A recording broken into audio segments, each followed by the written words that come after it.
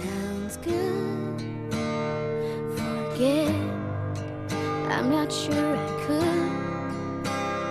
They say time heals everything, but I'm still waiting. For more than 500 years we've been fighting to live. 80s baby, born in 85. 12 years after Wounded Knee, but what about the massacre?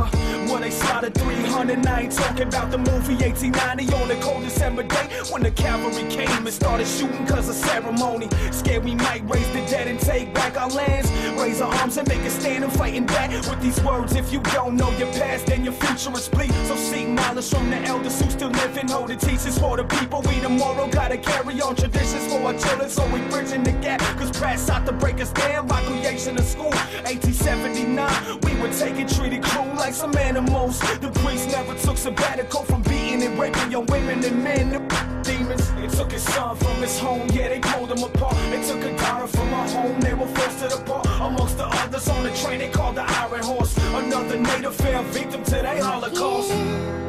Yeah, sounds good. First Nations United.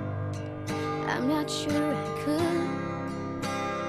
They say time heals everything, but I'm still waiting.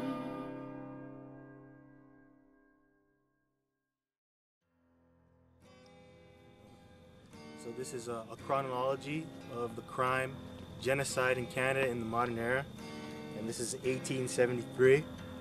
The Royal Northwest Mounted Police, the forerunner of the modern-day Royal Canadian Mounted Police, RCMP, is established as a national paramilitary force with absolute jurisdiction across Canada.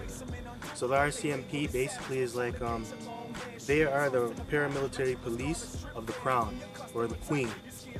And what they're responsible for is eradicating all of the indigenous people or population, which is the tribe of Gad in North America, right?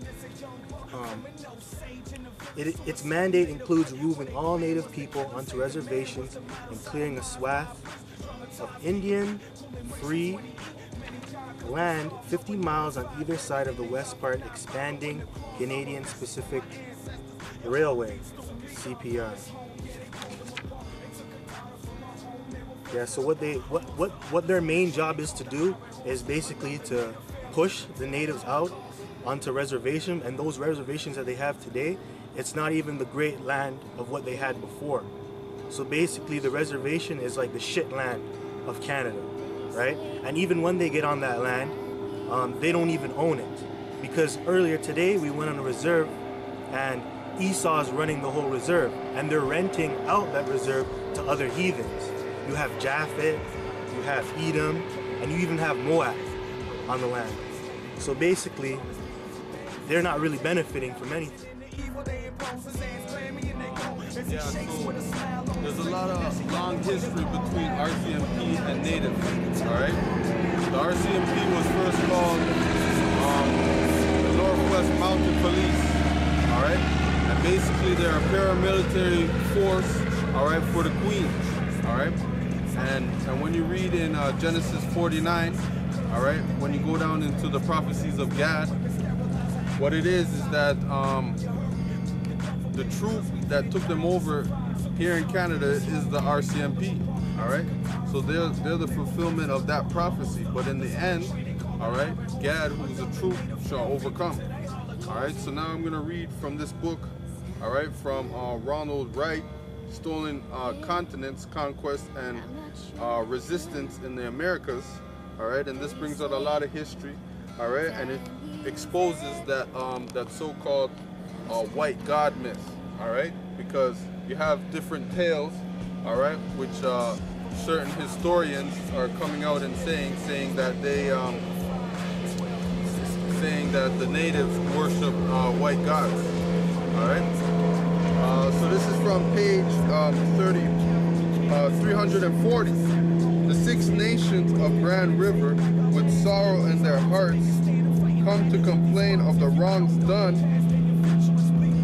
us in the name of the Dominion government, all right, dealing with Canada.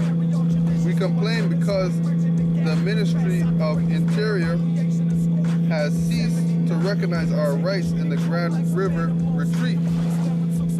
The ministry has devised and prevailed on the Dominion government to enforce on our people one by one Canadian citizenship, and thus to open our domain without our consent to piecemeal purchase by outsiders. All right, we have no shield of our own with which to oppose the power of Canada coming against us in our own homes. To prevent so great a wrong, we offer the simple justice of our cause. All right, and yeah, that's basically going into that. The so-called white man, there's a scripture that tells you that he shall oppress a man in his heritage and even in his home. All right, so you know, the so-called white man, guess what, he's not gonna stop there.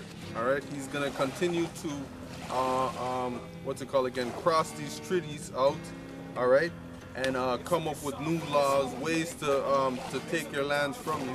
So you Native Americans have to realize, all right, what shall be his end, all right, and what shall be the end of this land, all right, which the so-called white man is going to go into slavery, all right, and this land, all right, is going to end up, which it is right now, going to be so defiled and continually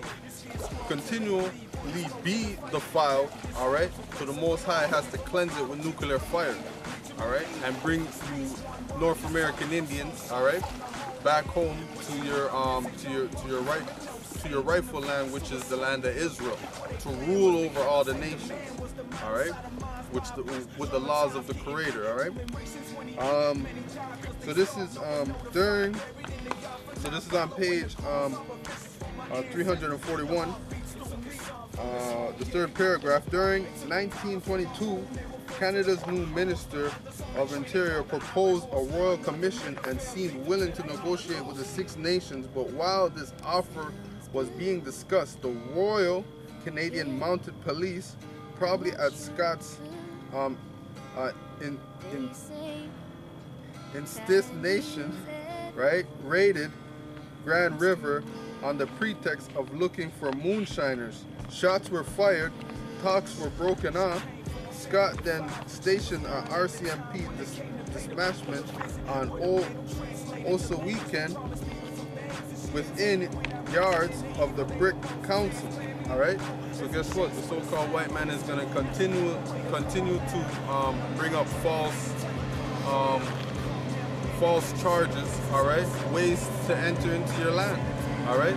Just like how they raid certain reserves on the pretext of what's it called again, drugs or cigarettes, all right, which a lot of our people are indulging in those things. But guess what? With certain treaties, all right, he's not supposed to be able to do those things, but he's pushing the limit and pushing your back against the wall, all right. And the Most High is doing that so your eyes can be woken up to who the devil really is. All right. This is on page 344. On October 7th, 1924, armed police burst into the Osaweekend Council House and read a decree dissolving the Six Nations Parliament. They broke open a chest and seized documents going back to the time of Joseph Brant, many of them germane to the sovereignty case, which means genuine to the sovereignty case. More police raided the Wampum keepers' homes, taking the sacred belts, the Iroquois equivalent of flag, mace, and Magna Carta. The invaders announced elections for a new council to be chaired by the pistol-toting employee of the Indian Affairs. All right. So you know, the Indian Affairs, they're basically agents, all right, to destroy their own people. All right. Scott feared that the Kondul chiefs might stand and win, but to his relief, they and almost everyone else boycotted the entire process. From a population of 4,500, only 27 people voted, Christian Democrats who elected themselves. All right, so you see the Royal Mounted Police. All right, they're behind a lot of corruption too. All right, and they prop up and they help sellouts of our people to destroy our nation. Here on page 350. All right, when the Mounties, the FBI and local police tried to shut down the casinos, the warriors set up patrols to stop them. This is a sovereign nation that has existed since time, immoral, and we will not tolerate any outside interference, said Arton Anahaiton, a warrior leader using his Mohawk name. Only the people of Akawasan can decide their laws and their future. All right. Many anti-gambling Iroquois also believed in sovereignty, but they charged that the warriors were using nationalism as a cloak for racketeering. When they appealed to outside authorities, the warriors regarded them as traitors. All right. So you know, so the so-called white man, he's causing rifts and division with our people, because our people, they have been brought down so low. So sometimes the white man comes to them with opportunities, all right, that might leave other natives out of it, and they might pick it up, all right. And then one group is calling them traitors. Then they're turning back and saying, no, you guys are traitors because you guys didn't accept the gift, you know. And basically their logic is that, oh, you allowed by you not accepting this gift, you allowed our people to stay in that condition. So some of them are so low that they believe that accepting these bribes and these grants, all right, that it is helping their people, all right, which it is you know, a two-edged sword, you know what I mean, which a lot of our people get caught up with. Okay. Yeah, so that was basically it from this book, Ronald Wright, Stolen Continents, Conquest, and the Resistance in the Americas. All right. As we saw earlier, the information was brought out about the RCMP, formerly known as the Royal Northwest Mounted Police. And with the information brought out, you can clearly see that the RCMP is not just Canadian. Is not the Canadian National Police Force, you know, to stop bad guys. All right, from its conception, when you research the RCMP, they'll tell you it was meant for them to stop bootleggers out west and to bring in illegal the black market and whatnot. But clearly, the information was brought out that the RCMP was used to destroy GAT in its clearest sense. Now this is a article from Global News, hundreds of cases of RCMP corruption study, and this is today. And to this day, it's corrupt, man. You know, it works with organized crimes, you know, mafia, biker gangs, and it's a corrupt entity. You know, it says from Ottawa, an internal RCMP study found 322 incidents of corruption within the National Police Force over an 11-year period, including a dozen examples involving organized crime. You know, so that's just an example of the crimes that this organization does, man. It's corrupt, basically. You know, And to this day, it's meant to suppress our people. You know, to this day, it's meant to keep our people down. You know, with the majority of First Nations protests going on, the majority, you always see RCMP there, you know, as crowd control, riot control, right? Trying to suppress our people, man. And for you natives out there that try to join RCMP, because I know some natives, oh yeah, I want to become RCMP to change it. You're not going to change it. You're not going to change it from within. When you join from within, it's going to change you. You know? You think you're gonna go from the bottom to this high top organization and change it? No, man, it's gonna change you. You're gonna become that very thing you signed up for to destroy. You know, like that corrupt entity to keep your people down. You know, you so-called Negroes that try to join RCMP as well to suppress your brothers, GAD, you're corrupt too, man. All right. So this is from warriorpublications.wordpress.com. Right? And this is to show you that the RCMP to this day, this is what they think of you. You know, of you natives. Right? It says, band's chief wants RCMP apology for racist comments. Now this is comments left on a Facebook page of one of the officers from the RCMP. Right, and this is what he said.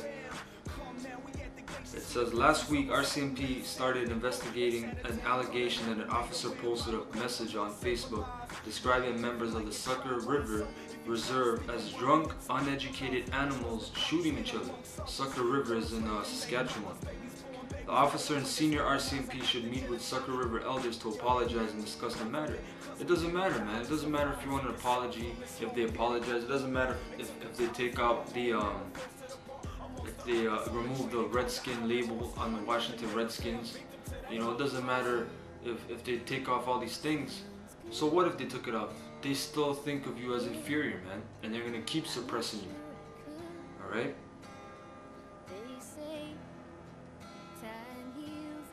So that's what he said. You know? So he basically said, you Gadites out there, you're a bunch of drunk, uneducated animals shooting each other. Showing you that the natives, the white man thinks of the natives is the same thing he thinks of the blacks, man. Animals, savages, shooting each other, drunk, high. You know? But I had one more article to bring out because the brothers brought it out, the RCMP. But this is from Northern News Services Online. It says RCMP were residential school enforcers, because one of the other things that the RCMP's job was, besides actually removing natives from their territorial land onto the reserves, was when they implemented the residential school system and along with the Indian Act, they had the RCMP forcibly take the children from the reserves, from the reservations, and put them into the residential schools. And when children would run away, it was the RCMP that came and hunted the children down and brought them back to the residential schools. And there's even accounts of, they straight up tell you, the natives, survivors, that they tell you that the RCMP came with gunships to the reserves and kidnapped children and took them to the residential schools. So the RCMP, man, is not no joke, man. It's not no law protecting, you know, upstanding police force. It's a bunch of damn devils, man. It says the RCMP were actively involved in tracking down and returning students to residential schools between the 1880s and 1990s. Alright? According to a recently released report. The role of the Royal Canadian Mounted Police during the Indian residential school system, alright, compiled by Marcel Eugene Leboeuf on behalf of the RCMP, concluded that in most cases officers did so at the request of the school principals, school staff, and government officials, showing you that the church, you know, whether it be Roman Catholic, Anglican, Presbyterian, United Church of Canada, they're all in cahoots with the RCMP, you know? And what it goes back to is the RCMP works for the crown, works for the queen. Whatever she says goes. It says health, safety, and good care for the children appear to have been greater incentives for looking for children beyond the fact that officers were officers duty bound to find them, the report read. The RCMP has had detachments in the Western Arctic for approximately 46 years. But according to the report, officers were involved in tracking down students much earlier. Alright? I'm just gonna skim through this.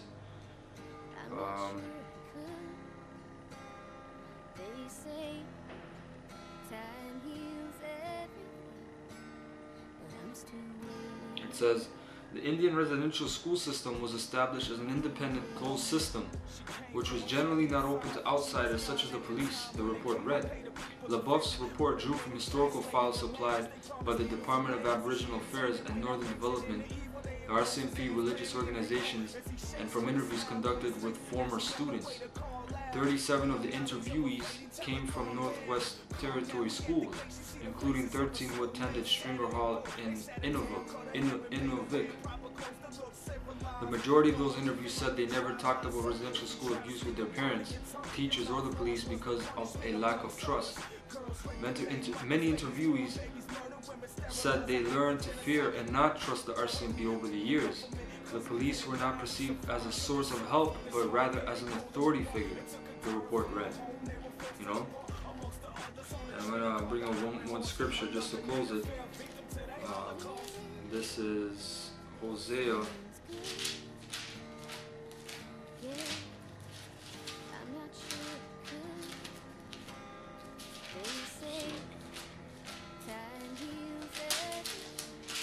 Hosea chapter 7 and 1. It says, when I would have healed Israel, then the iniquity of Ephraim was discovered and the wickedness of Samaria, right? Ephraim or Samaria being the northern kingdom. Ephraim is the head of the northern kingdom, so this applies to the northern tribes. In Canada, we're dealing with Gad, right? So the iniquity of Gad is revealed, man, because you were killing your own people, man. Alright, just like when we went to Six Nations this past Sunday for so-called Thanksgiving weekend. You know, we went to the Mohawk Institute in Brantford, alright, and that's where they found the bones, the remains of children that were killed there, man. They just killed them and buried them wherever, you know, and some of them were still alive. So that's why those things happen, man, because the Mohawks, you know, you were fighting even after the so-called Iroquois Confederacy with the Peacemaker, you know, the Longhouse Confederacy, people of the Longhouse. You were still killing your own brothers, man, during the Beaver Wars, you know, and even when you had the Pequot Wars, the Pequot were destroyed, and the chief tried to find refuge among the Mohawk, and the Mohawk chopped his head off and brought him back to Massachusetts. So we're not dealing with that, man. You didn't help your brothers out, man. So that's why this help was brought upon you. It says, for they commit falsehood, right? The Haudenosaunee, people of the Longhouse, the great peace, the law of peace, but you were killing each other, man. You were killing not only other Iroquois, right, but you were killing your other brothers, man, the Algonquins, right? It says, and the thief cometh in, and the troop of robbers spoileth without, man. The troop of robbers is the RCMP we're just reading about. You know, they're the troop of robbers, man. They made sure you went on your reservations, and then they put your children in residential schools. You know, so with that was on the RCMP. I hope you brothers learned something on the RCMP. You know, and like I said, a message for you natives trying to join the RCMP. You're not gonna change anything. The system will change you. Alright?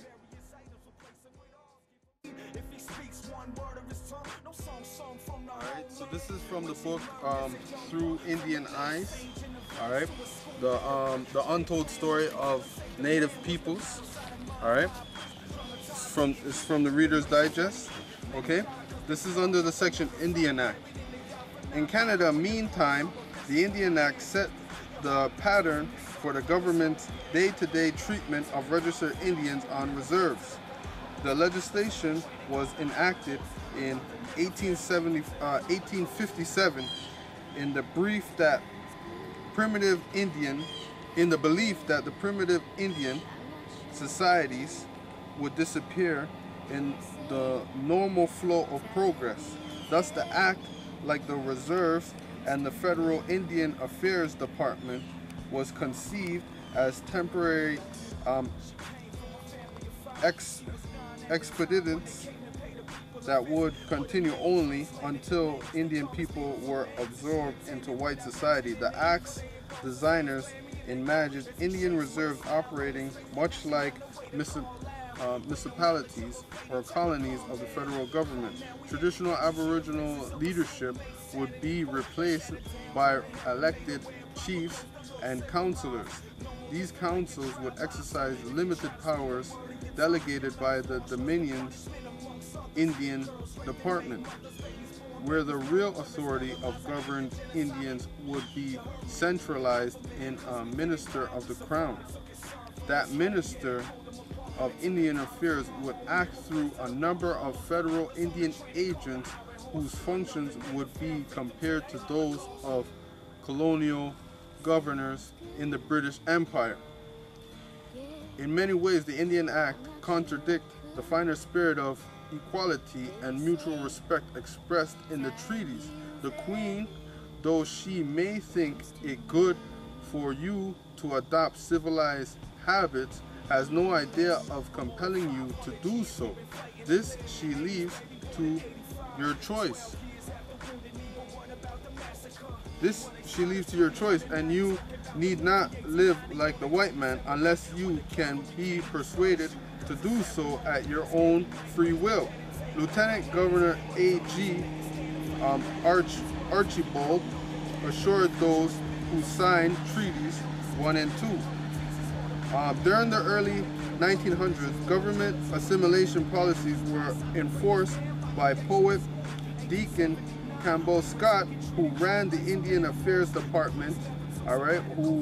Scott, he was mentioned in this book as well, Stolen Continents, from Ronald Wright,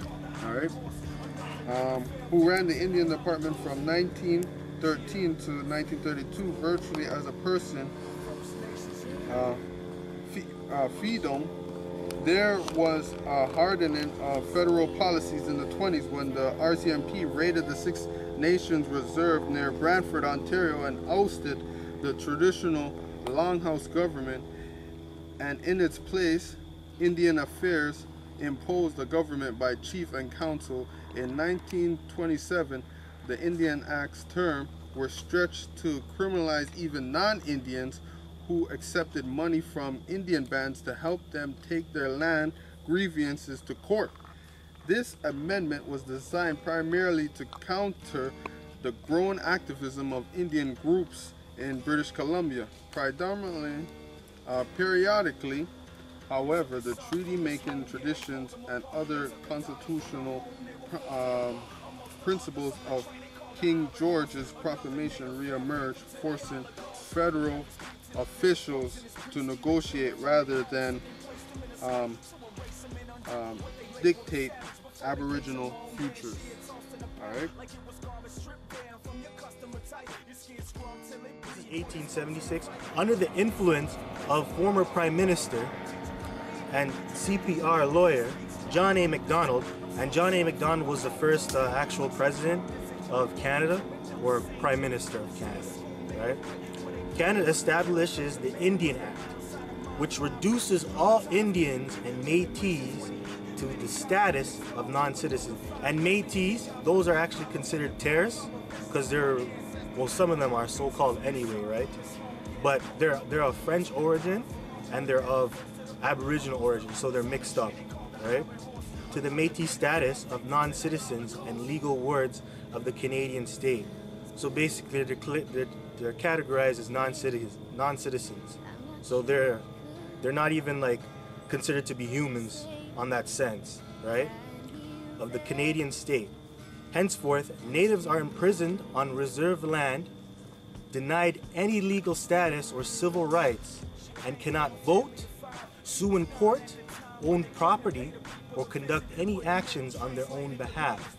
So basically, they're not even they don't have any privileges like the average Canadian, so-called Canadian anyway. And they can't even go on their own land that they had even before the crown came. So they can't do anything, right? And they can't vote. They have no civil rights. They can't sue in court. So like, if an Edomite comes and blows them away and takes their property, they can't even go to the crown and say, hey, I want my stuff back, because they're not considered or looked upon as a human being, right? Their status as legal wards of the state remains unchanged to the present day, and that present day is today, because they haven't, whatever they claim for, the government treats them as little children, right? But that actually goes back to the curses, right? And because they rebelled against the Heavenly Father, Yahweh Bashem Yahushai.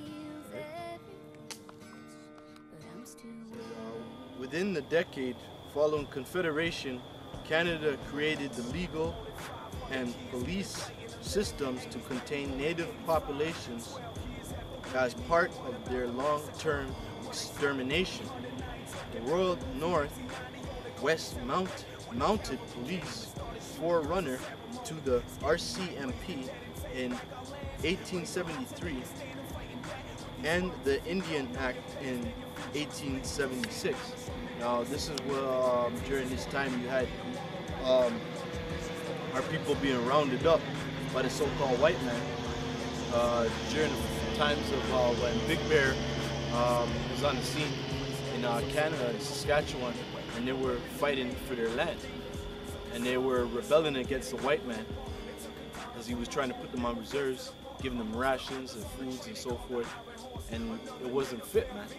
So our people rebelled against that because they brought legislation about the great grandmother and all this bullshit, and they were bringing beer lies. So our people rebelled against that, but our people were dying too because they were put on reserves. Then they were forced to eat rations. They couldn't go out in the field and get herbs and to cure their ailments. And then the winters were even more harsh because they would move down south when the winter would come to gather the herds of the buffalo, get what they would need out of that the herd, kill off a certain amount, and create clothes, use the sinews and so forth to create the bow, the string, and make arrows and so forth. So they were limited and they were being held captive against their own will. But that's the curses, man. It says here, both of these institutions were designed to force Indians off their lands onto reservations and eventually into residential schools to clear the path westward for the expanding Canadian Pacific Railway, created in 1881 to solidify Canada east to west through massive immigration and settlement. So this is the white man bringing forth his own business, his own enterprise, to fulfill his dreams, his filthy dreams, which is killing off our people and making money off our people.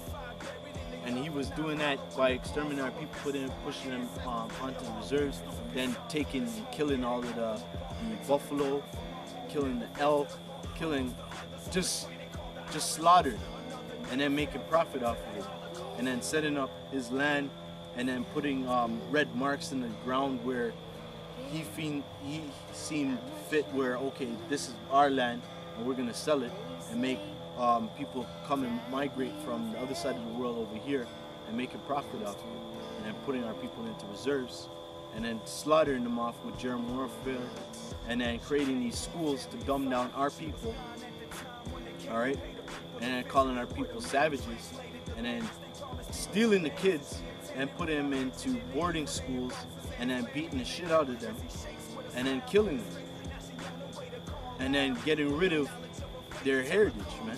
That's why our people are lost. Says here,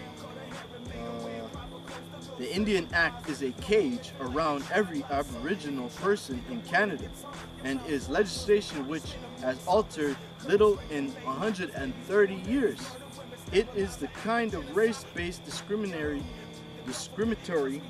law that has been banned by international human rights conventions since 1945. So no one was supposed to speak out against this, man. And even people that was in the church, like Kevin Arnett, in the, I believe it was the 90s and so forth, he was speaking out against it, and then he lost his status as being a, to work in the Roman Catholic Church, because he was going against him. And then they sabotaged him, stealing his information that he collected through the Roman Catholic Church of them exterminating, beating kids, and real documentations from people who said what happened to them.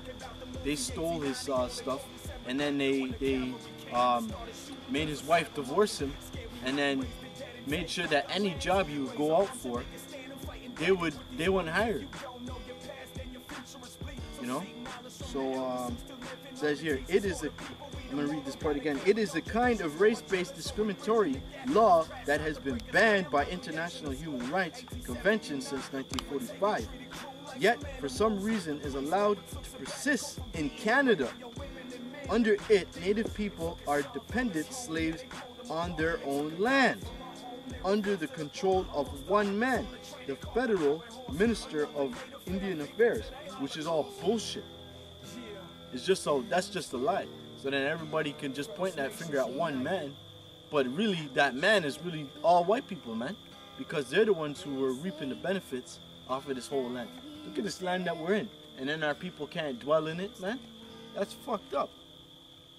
And then you got white man riding around on a fucking boat with gasoline in it, dumping the same fucking gasoline in the water, polluting the fucking air, and then they building homes over there. I got my cottage. But Native people, where's their cottage? You fucking thieves. That's bullshit, man. Okay, it says here, Indians on reserves cannot own their own land, elect free and independent governments, conduct their own business affairs, or even provide adequately for their children.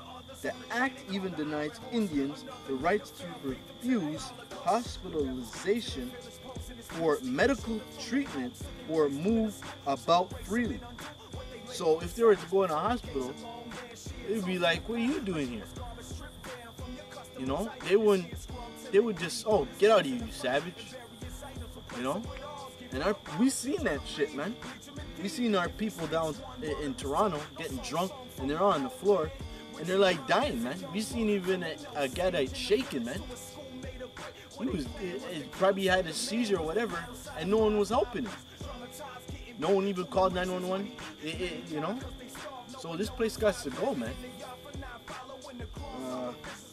It says here, under Section 35 of the original Act, church or government agents could remove any Indian from their home using any force necessary, a provision which allowed Native children to be kidnapped into residential schools, hospitals, or any other place, and gave such agents the right to harm or kill their parents if they resisted. What is that, man? This place has to get judgment for that, man. And that's been going on for 130 years, so nothing was new. No one knew what was going on unless you were on this land and you're of Native descent and you've seen or witnessed the acts being committed.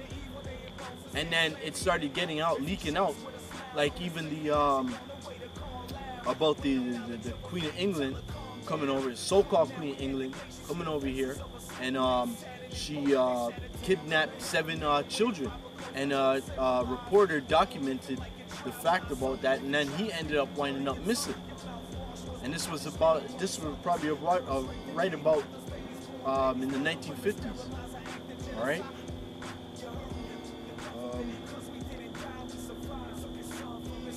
Read down here. It says here, under the same provision, troublesome or defiant Indians could be expelled from their own land and separated forever from their family and culture. After 1927, Indians were not allowed to hire lawyers or even represent themselves in a court of law. That's why when you watch the movie Big Bear on YouTube, he had to defend his own self in the court, and then he had somebody translate what he was saying, because he had to deal with those French bastards, and they were translating back and forth with him. And then, you know, he had to speak on his behalf, and he's saying about it was his land given, it's nobody's land, and it was given to it was given to the natives as a heritage from the Creator. And then the white man said, you know, oh, it's the Queen of England that owns it, from a piece of paper that no native seen her or even, you know, witnessed her come into in the land. It was all bullshit. Under the same provision, troublesome or defiant Indians could be expelled from their own land and separated forever from their family and culture. After 1927, Indians were not allowed to hire lawyers or even represent themselves in a court of law. Until 1966, a special pass identical to those issued under apartheid in South Africa was necessary for Indian to leave their reserve. No Indian could vote in Canada until 1960, and Native women not until 1970. Even more telling is the fact that Indians on reserves are considered mere occupants of the land and are granted temporary certificates of occupancy rather than deeds or titles. Oh man. Rather than deeds or titles to their home or land. A transient squatter, they can be evicted at will by the government.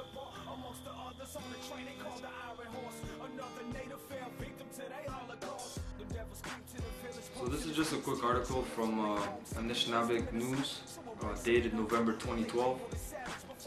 Alright, we got this from around Rice Lake, Peterborough County, on the deal with the Indian Act. Alright, the information was brought out about that as well. And you know, the Indian Act, clearly, man, it's your written constitution of your prison. You know, it's your laws how to live in the prison, because Canada, for you natives, for you First Nations, is a prison camp, along for you Hispanics and you Negroes. Alright, that's why you're subject to these things, man. You know, in America it's the same thing. It's a big prison camp, it's a big concentration camp for you blacks, you Latinos, and you Native Americans. Alright, but here we're dealing with Canada on the Indian Act. So it says, First Nation citizens are once again watching from the sidelines as Canadian parliamentarians debate what they think is best for them, this time in putting forward 3 legislative proposals to eliminate the 136-year-old Indian Act.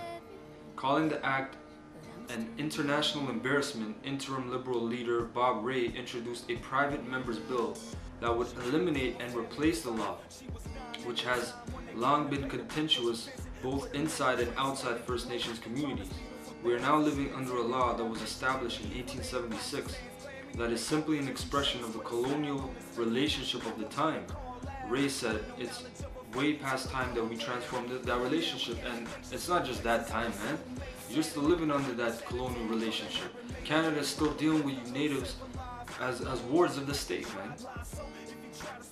You're still wards of the state. That's why, if you're not wards of the state, prove it to me, man. Why are you still on reservations? What are you reserved for? Why do they call reservations? What the hell are you reserved for, man? If you're not prisoners, what the hell are you on reservations for? Why don't you still have your own land? Why do you have to protest for land that they're taking from you? That they're building dams on, or have the tar sands in Alberta, you know, or try to have lumber companies come in, or fracking, or mining, you know? You're still wards of the state, man. You don't let the white man fool you. Or don't let your leaders fool you. You're still wards of the state. There's still a colonial policy. There's something called colonialism and neo-colonialism. There's still post-colonial effects upon you, man. You know. It says the act outlines the relationship between Canada and its First Nations peoples. It restricts the power of band councils, governs land use and housing on reserves, and created a system of residential schools that historians say caused untold damage to Aboriginal communities across Canada. And it did, because like I said, post-colonial stress disorder, man. Post-colonial syndrome. Alright? It says, the Americans hacked Indians to death. In Canada, it's death by 1,000 cuts. Who's the more inhumane? You know? And there are accounts of actually Canada hacking the Indians to death as well. You know, Canada's not just death by 1,000 cuts, man. Like we were bringing up before, the Beothuk Indians. They literally exterminated you, man. They literally exterminated the Beothuk Indians of Newfoundland. On that island, they exterminated you. Alright, Jeffrey Amherst. I'm not gonna call him sir because he's no damn sir, he's a devil. But Jeffrey Amherst. Alright, he deliberately introduced smallpox via the blankets, which is called biowarfare, to exterminate you. Okay, so that was it on the Indian Act, and like I said, I hope you brothers learned something with that. You know, we're gonna move on to the next section.